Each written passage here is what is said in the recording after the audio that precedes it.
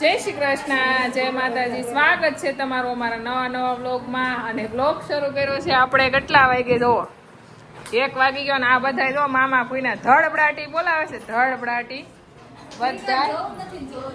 અને હમણાં સતત મહેમાન ઓવા થયા છે મારા સુરતથી જેઠ ને એ બધા પરિવાર આવ્યો છે, તો એ બધાને જમવાનું છે. જમવામાં ખાલી દાળ ઢોકળી હંધાઈની ફેવરેટ બનાવી છે.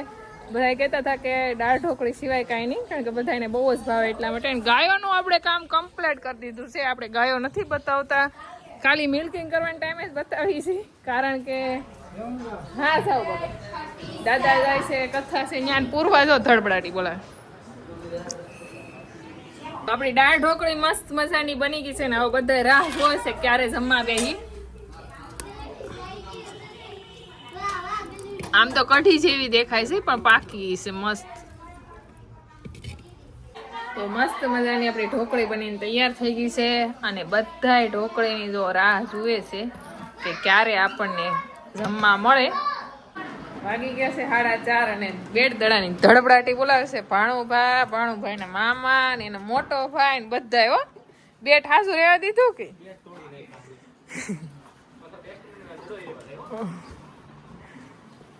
હવે રહોડામ દડા પોગાડો, રહોડામ વસ્તુ રાખવાની છે હો, તોડી નથી નાખવાની.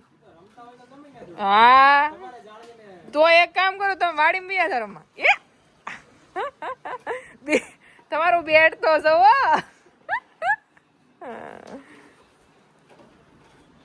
યોગેશ આવ્યો હતો ને આમાં તો ઘટે છે માણસો ક્રિકેટમાં. હા સ્પેશિયલી ઓલા કેવાય ને શું કેવાય ક્રિકેટર્સ થી.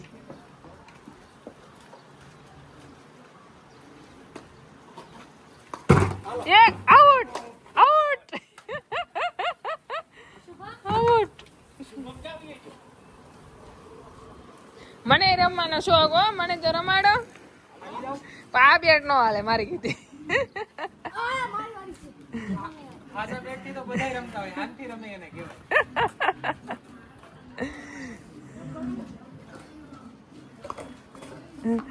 એક ખુશીનો માહોલ જો, આખી બેટ હોય દડા હોય તો કોઈ અડે નહીં. અને વેકેશનમાં બધા ભેગા થઈને તો ટૂટલા બેટે રમે. વેકેશન કઈક અલગ જ દિવસો હોય ભાઈ.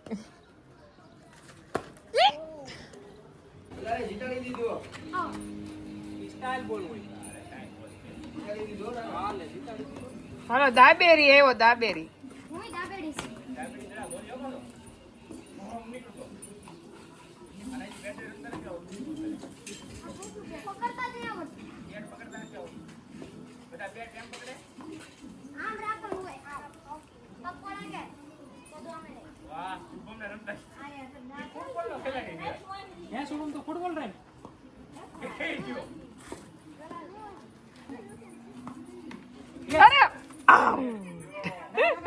તો આપણે વાપીથી સબસ્ક્રાઈબર આવ્યા પણ બહુ જલ્દીમાં હતા એટલે દૂધ બનાવીને પીધું અને બધી ગાયોના દર્શન કર્યા અને એ જતા રહ્યા છે ત્યાં. એટલી જ વારમાં આપણા ફરી ખોટવડાથી સબસ્ક્રાઈબ. તો જય શ્રી કૃષ્ણ ભાઈ.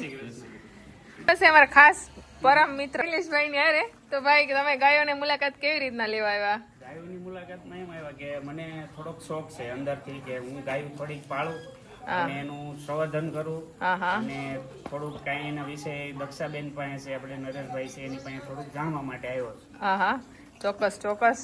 તો આપણે જણાવવાનું તો એટલું જ છે ભાઈ કે નાની શરૂઆત કરવાની, પછી આપણે ગાયો 1 2 જેમ જેમ ગાયો આપણે રાખતા જઈએ એમ આપણે બધું શીખતા જઈએ.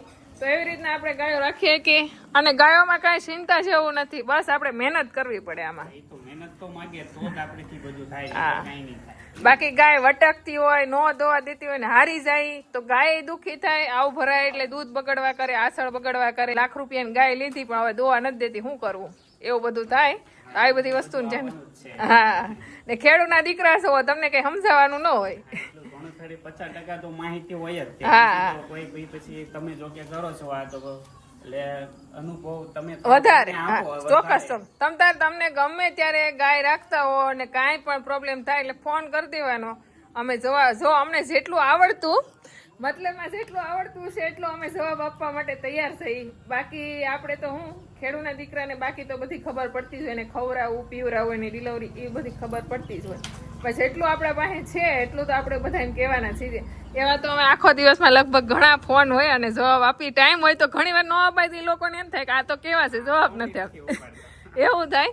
પણ આખો દિવસ કામ આપણે ગાયોનું એટલું હોય તો નોય અપાય જવાબ એમ.